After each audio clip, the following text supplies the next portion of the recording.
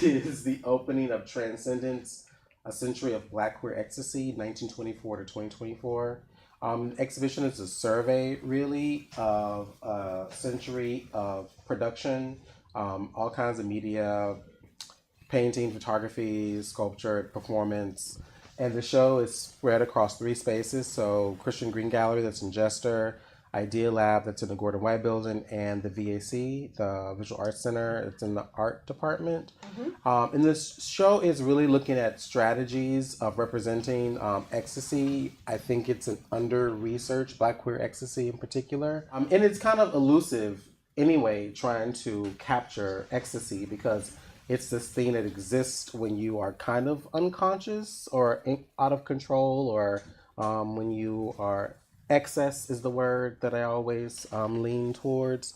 So it's a difficult, an unwieldy topic in general.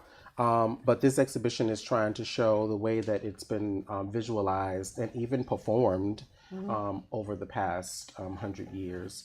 So there's ephemera, there's some text, and not all the works in the show are by Black artists or queer artists. It's really about the experience of Black queer ecstasy. The show will highlight. Yeah, and there's a ton of programming. So Texas Isaiah, then Lola Flash will be the second keynote. And that's on day one. And on day two, there's a morning and afternoon panel with the writers of the exhibition catalog.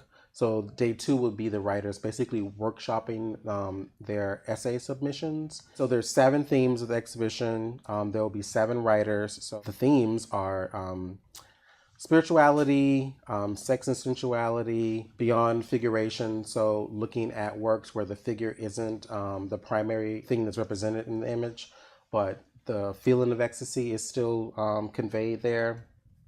Portraiture of Black queer futures, altered states. Altered states is really fascinating because it's the one thing that was kind of elusive in the ways that I didn't really want to highlight the ways in which we self-induce ecstasy.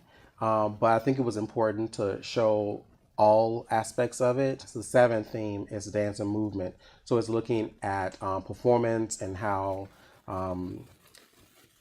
ecstasy is sort of conjured or activated through bodily movements and dance.